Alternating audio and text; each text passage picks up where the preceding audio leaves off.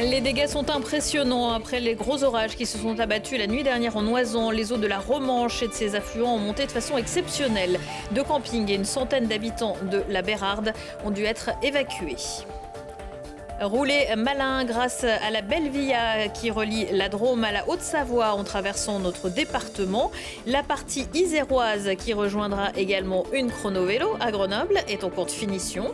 Le patron du Tour de France, Christian Prudhomme, invité par le président du département, est notamment venu se rendre compte de la situation. Et puis la plus vieille émission de télévision, Le Jour du Seigneur, sera diffusée en direct sur France 2 dimanche matin à 10h30 depuis l'église Saint-Philibert à Saint-Imier. Son producteur, le frère Thierry Hubert, est l'invité de ce JT. Bonsoir à tous, ravi de vous retrouver dans ce JT du vendredi 21 juin 2024. Du lundi au vendredi à partir de 18h, l'essentiel de l'actualité du Grand Grenoble. La Bérarde n'est plus qu'un grand champ de ruines. L'alerte météo avait été donnée jeudi, mais les éléments se sont déchaînés plus rapidement que prévu. Les fortes pluies conjuguées à la fonte des neiges ont provoqué la crue du Vénéon et d'un de ses affluents.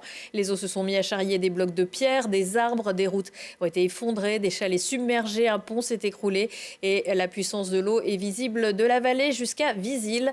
Jeudi soir, les occupants de deux campings de Venosque ont été évacués et ce vendredi matin, les 97 habitants de la Bérarde restants ont été, eux, évacués par hélicoptère vers les Deux Alpes où le Palais des Sports leur a été ouvert pour les abriter. De très gros dégâts matériels, mais il n'y aurait pas de victimes. Depuis la nuit dernière, la D1091 entre le département de l'Isère et la Grave est coupée. Pour vous rendre dans les Hautes-Alpes, il faut emprunter la déviation par Gap. Le parc national des Écrins demande aux randonneurs de ne pas se rendre dans les vallées du Vénéon, du Val-Bonnet, Val-Godemar et auprès de Madame Carl et d'éviter le GR 54 jusqu'à au moins la fin du week-end. Et puis l'événement autour des 150 ans du CAF, le club alpin français qui devait justement avoir lieu samedi et dimanche à la Bérarde, a été décalé au Freinet d'Oisans et sur la seule journée de samedi. L'environnement, ce n'est pas forcément une thématique au cœur des élections législatives cette année. Après la première circonscription, le débat du jour sur Télé Grenoble avait convié l'ex-présidente du groupe écologiste à l'Assemblée nationale, Cyrielle Châtelain, et les autres principaux candidats de la deuxième circonscription de l'Isère, celle d'Échirolles et de Saint-Martin-d'Hères. Parmi les thèmes abordés, le pouvoir d'achat, avec l'augmentation du SMIC de 1 400 à 1 600 €, une proposition du nouveau Front populaire qui ne séduit pas tout à droite. Vous êtes en train de dire que vous êtes contre l'économie libérale, ce qu'est notre pays quand même.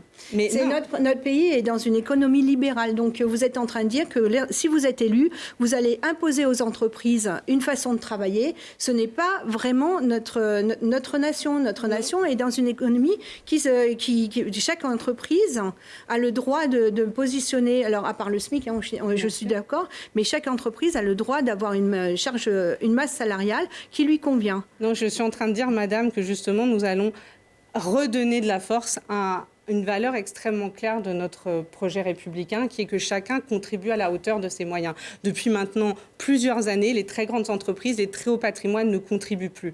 Notre projet, c'est 90% des entreprises et des Français qui ne seront pas touchés. Par contre, les 10% les plus riches seront impactés. Car oui, madame, je pense que le projet qui était sur le Conseil national, qui était celui du Conseil national de la résistance, qui est au fondement de cette République, c'est la répartition des richesses. Et oui, nous l'assumons. Nous revenons à un système qui répartit les richesses, parce qu'aujourd'hui, les richesses, elles sont créées par les travailleurs dans leurs entreprises. Elles sont aussi créées par les personnes qui vont acheter ces services et qui font vivre l'économie, et pas par les gens et par les actionnaires qui touchent des dividendes.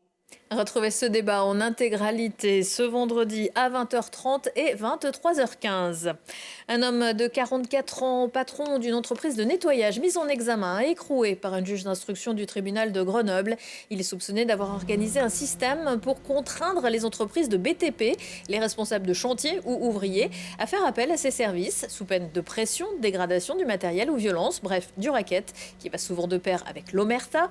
Les enquêteurs ont donc dû mettre en place des écoutes téléphonique depuis un an pour confondre Nabil les grandes oreilles, comme il se surnomme lui-même, et l'interpeller lundi à son domicile de la Villeneuve. 1, 2, 3, roulez 123 km. C'est le nombre de kilomètres empruntés par la Belle Via en Isère. Une liaison cycliste entre la Drôme et les Deux-Savoies. Une façon écologique et bucolique de découvrir les paysages de notre région à une vitesse bien plus raisonnable que les champions. Même si, vous allez le voir, le patron du Tour de France s'est aussi laissé séduire, Jérémy Pinard. De la Haute-Savoie jusqu'à la Drôme, la Belle Via vous permet de traverser les Alpes à vélo.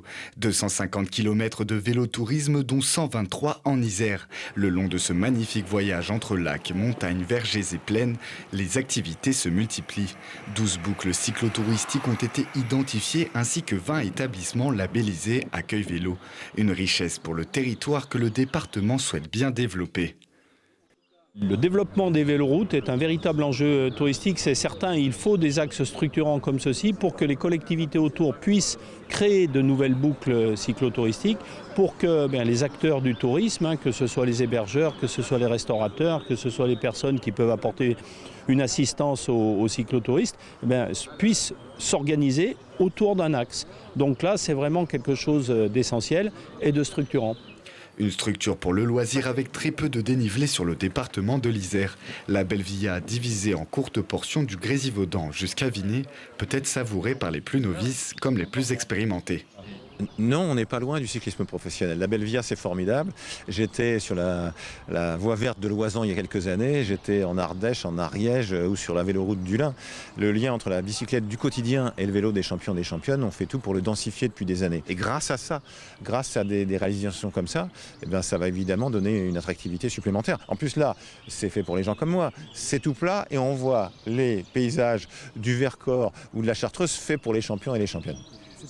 La Belle Via n'est aujourd'hui pas complète et le projet d'aménagement de l'Isère devrait livrer les 31 km manquants d'ici 2028. 3 phases de travaux sont prévues pour un coût total estimé à 13 millions d'euros.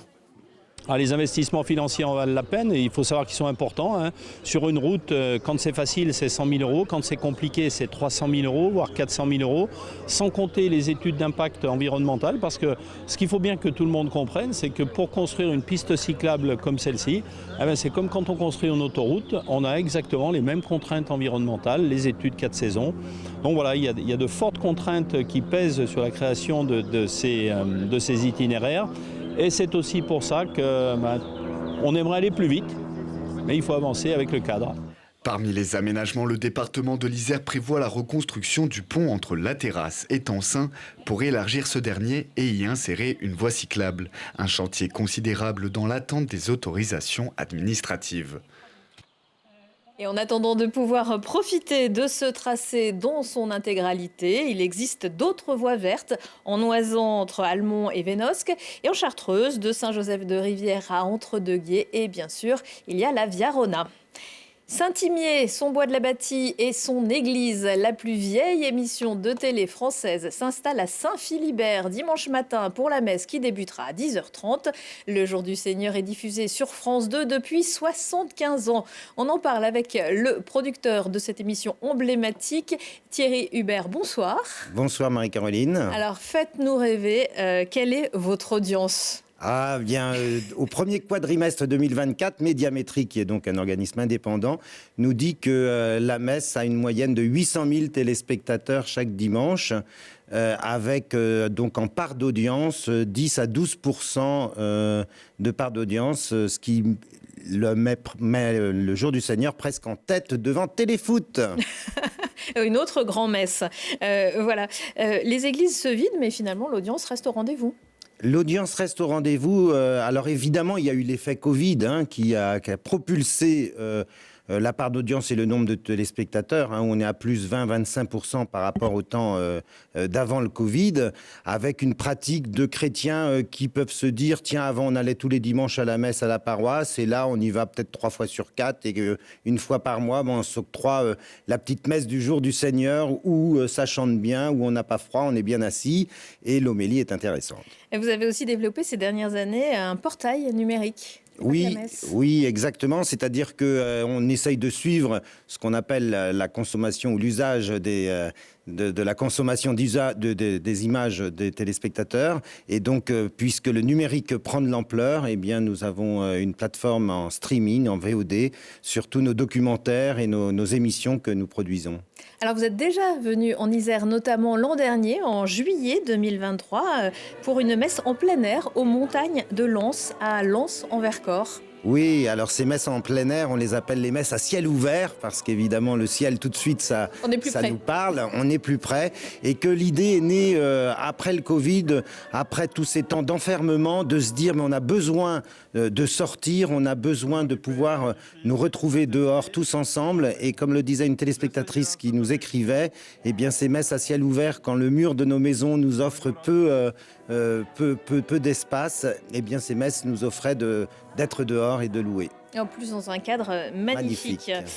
Pourquoi est-ce que vous avez choisi pour la messe de dimanche l'église de Saint-Imier ? Alors parce que la paroisse de Saint-Imier avait fait la demande. C'est comme ça que ça fonctionne ? La moitié des lieux où on va répondent à une demande de notre part et l'autre moitié, c'est la paroisse qui nous demande. Et il se trouvait que déjà il y a 3 ans, on avait fait une émission œcuménique à Grenoble, au centre spirituel à Saint-Marc, et que nous étions allés pour le plateau au centre spirituel de Saint-Hugues à Saint-Imier. Et donc on avait déjà tissé des liens, et puis l'occasion a été favorable pour que nous puissions répondre en cette fin d'année scolaire à la paroisse de Saint-Imier. Alors les équipes sont déjà arrivées ce vendredi. Ça prend combien de temps de transformer un lieu comme celui-ci en studio TV ? Eh bien, le vendredi est vraiment pour la partie technique, c'est-à-dire qu'il faut apporter les praticables, les caméras, les projecteurs, tous les câbles, du ventousage quand il faut pouvoir, pour des raisons de sécurité, traverser des rues. Et puis, le samedi, eh bien, c'est les premiers tests pour que la lumière fonctionne et plaise aux réalisateurs et aux directeurs photo, puis le son. Et le samedi après-midi, il y a une répétition en live, comme au direct le lendemain. Non pas tant, enfin on corrige ce qui doit être corrigé parce qu'il faut que tout rentre en 52 minutes 30. C'est une vraie émission de télé, donc on ne peut pas déborder. Donc si la répétition, voilà. Si à la répétition on a 55 minutes, on dit on doit trouver 2 minutes 30, vous voyez, qu'est-ce qu'on supprime? Un couplet, une prière universelle, etc. Et puis en même temps, ça permet aux acteurs de la célébration de pouvoir s'acclimater avec les caméras. Parce que, bon an, mal an, la messe, c'est le seul programme où 99,5% de ceux qui fabriquent, qui vont vivre, donner de la vie aux images, eh bien, n'ont jamais fait de télévision et n'en feront plus jamais. Et cette émission est en direct. Vous voyez, c'est un petit bijou télévisuel qui séduit d'ailleurs énormément les réalisateurs. Pour faire une petite confidence, un réalisateur me disait « Écoute Thierry, il n'y a plus que 3 émissions intéressantes à la télévision. Les Jeux Olympiques, c'est tous les 4 ans. Le Tour de France, c'est tous les ans. Et la messe, c'est tous les dimanches. » Bravo. Je crois qu'il est prévu de parler du réseau Église verte. De quoi s'agit-il ? Oui, alors, vous savez que le pape François avait écrit son encyclique Laudato Si en 2016 pour nous alerter sur ce changement climatique et ses conséquences à la fois environnementales, mais aussi sociales et politiques, et migratoires. Eh bien, l'Église de France, à travers un certain nombre de laïcs expérimentés, qui avaient déjà des formations liées à l'environnement, ont décidé d'engager une véritable réflexion sur comment nos communautés paroissiales ou religieuses s'approprient ces problématiques environnementales, écologiques, et comment on peut concrètement changer et nous convertir, c'est la grande notion de conversion, à un changement climatique. Alors, l'Église vit avec son temps. Est-ce que l'Église vit avec son temps politique ? Est-ce que, durant l'homélie, dimanche, il pourra être question de politique ? Nous sommes en pleine campagne législative. Alors, il se trouve que c'est moi qui fera l'homélie dimanche. Il y aura une petite allusion. Oui, les gens comprendront ce qu'ils voudront bien comprendre. C'est-à-dire que il faudrait dire deux choses. C'est que les enquêtes montrent bien que quand les évêques disent il ne faut pas voter Rassemblement national comme ça se faisait dans les années 90-2002, au fur et à mesure, les catholiques comme l'ensemble des individus, n'obéissent plus à une autorité pour avoir une consigne de vote très précise. Donc en soi, c'est inefficace. D'accord ? Ce qu'il faut chercher, je pense, quand on est chrétien, c'est à pouvoir ouvrir les consciences et à se dire, tiens, dans la hiérarchie de ce qui me semble être important pour vivre tous ensemble aujourd'hui avec toutes nos différences, est-ce que la place... Et c'est essentiel dans la Bible, du pauvre, de l'orphelin et de l'étranger. Est-ce que je dois prendre en compte ces trois sujets, par exemple, pour me dire en mon âme et conscience, eh bien, au nom de ma foi, je vais mettre tel bulletin dans l'urne. Voilà, comprendra qui veut. Un autre lieu très liturgique et télégénique en Isère, c'est bien sûr Notre-Dame de la Salette, près de Corps. Je crois que le Jour du Seigneur a également... déjà fait des émissions de ce côté-là ? Oui, il y a déjà plusieurs années, parce que moi je suis là depuis 2018. Oui, en 2016, il y avait un grand événement, et voilà. Et je vous signale, alors c'est aussi c'est une autre sorte de religion, mais la montée de la Salette sera au programme pour les amateurs de cyclisme demain, samedi, au programme de la prochaine échappée iséroise. Pour pédaler en toute tranquillité, la route est temporairement fermée aux voitures. Eh bien, on avait fait une messe à ciel ouvert à Notre-Dame des cyclistes l'année dernière. Où tout l'ensemble de la chapelle est décoré de maillots de cyclistes. Ah, ça doit être aussi un grand moment. Merci beaucoup Thierry Hubert. Merci, et on rappelle Marie-Caroline. que le Jour du Seigneur, c'est dimanche à 10h30, si vous n'avez rien d'autre de mieux à faire que de regarder aussi Télé Grenoble. Tout Merci. à fait. Merci. Dans l'agenda, la rubrique Grand-Messe populaire, je demande les Jeux Olympiques. Samedi, Grenoble s'échauffe pour les JO et organise de grands Jeux populaires au Palais des Sports avec des animations gratuites et sans réservation de 10h à 18h. Autour du vélo, du tennis de table, du football, du skate, de l'aviron, du pole dance, de Faboglisse et des visites du Palais des Sports. Le stade de glace inauguré le 12 octobre 1967 pour accueillir les épreuves de patinage artistique, le hockey, les cérémonies protocolaires et des Jeux de 68. Et les épreuves de saute-mouton auront, elles, lieu au Collet d'Alvar. La station de Beldon vous invite à fêter la transhumance ce week-end. L'arrivée des brebis est prévue samedi après-midi. Le public pourra suivre le troupeau de Malatré à Préron, accompagné par le groupe Les Poissons Voyageurs. Et dimanche, deuxième étape jusqu'au refuge du Claran, où vous attend un concert de Corps des Alpes. En laine ou en coton, l'habit ne fait pas le moine. Quel que soit votre style, vous trouverez sûrement votre bonheur dimanche au musée Hébert, en partenariat avec les Mondaines. Et dans le cadre de ces expos chic, le musée de la Tronche organise un vestiaire en plein air pour chiner des vêtements de seconde main, découvrir des créations artisanales et des ateliers, initiations, démonstrations autour de la mode et du vêtement, avec là aussi de la musique, des jeux et des visites flash des expos. Et puis un peu de musique classique avec dimanche matin au prieuré de Chirins, près de Voiron, le duo Bertrand-Thomas. C'est leur passion pour la musique baroque et l'écriture qui a rapproché Élise et Gaspard. Les deux jeunes gens ont déjà participé à de nombreux festivals de renom, sont notamment passés par l'Académie Jarouski. Élise a été nommée aux dernières victoires de la musique classique dans la catégorie Révélation. C'est la fin de ce JT. Retour de l'actu dans 1 heure et en replay sur télégrenoble.net. Belle soirée et excellent week-end à tous.